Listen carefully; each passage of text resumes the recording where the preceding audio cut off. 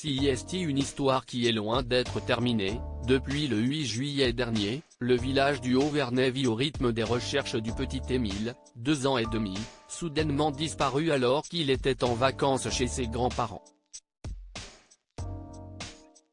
Une enquête particulièrement difficile, malgré plusieurs vérifications ces dernières semaines, mais qui avait pourtant commencé avec une fouille minutieuse.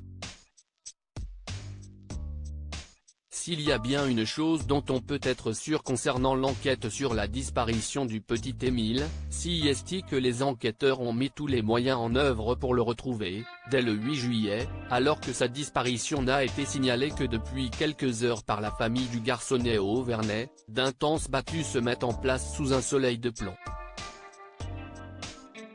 Espérant encore retrouver le petit garçon dans une canicule difficile, de nombreux bénévoles proposent leur aide aux gendarmes et les battues couvrent un immense périmètre. Plus de 5 km autour du petit hameau sont inspectés, sans résultat. Les maisons de tous les habitants sont également fouillées. Et jusqu'au moindre petit détail. En effet, selon nos confrères d'enquête criminelle, l'émission de W9 qui consacrait un numéro spécial au petit Émile la semaine dernière, les gendarmes inspectent chaque recoin des maisons du hameau, où le garçonnet aurait pu se cacher. CIST allait, certaines fois, jusqu'à fouiller les congélateurs des maisons, explique l'une des journalistes spécialisées.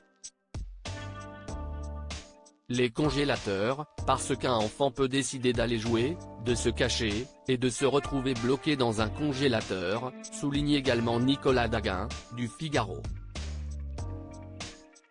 Plusieurs pistes étudiées. Malheureusement, cette piste accidentelle, ou criminelle, du congélateur n'a finalement rien donné pour les enquêteurs, qui avaient également amené des détecteurs de métaux pour sonder toutes les bottes de foin et tenter de retrouver le petit garçon.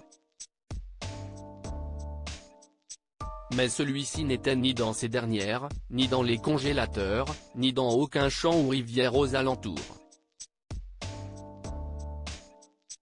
Désormais persuadés que la piste criminelle est la seule valable, les gendarmes ont perquisitionné, il y a quelques jours, un jeune homme de la région, connu pour sa conduite dangereuse en tracteur et qui aurait pu percuter le garçonnet, parti seul de chez ses grands-parents selon leur témoignage. Pour le moment, rien ne semble avoir été trouvé chez lui, ni chez l'autre habitant dont la dalle, construite en plein mois de juillet, avait tant fait débat. La famille du petit garçon, discrète pendant la majeure partie de l'enquête, est probablement rentrée chez elle, loin du Haut-Vernay, où il ne possède qu'une maison de vacances. Ses parents, les jeunes Colomban et Marie, également parents d'une petite Alaïs, doivent tout de même prier, eux qui sont si croyants, pour qu'un jour, la police sache enfin ce qui est arrivé à leur adorable bambin.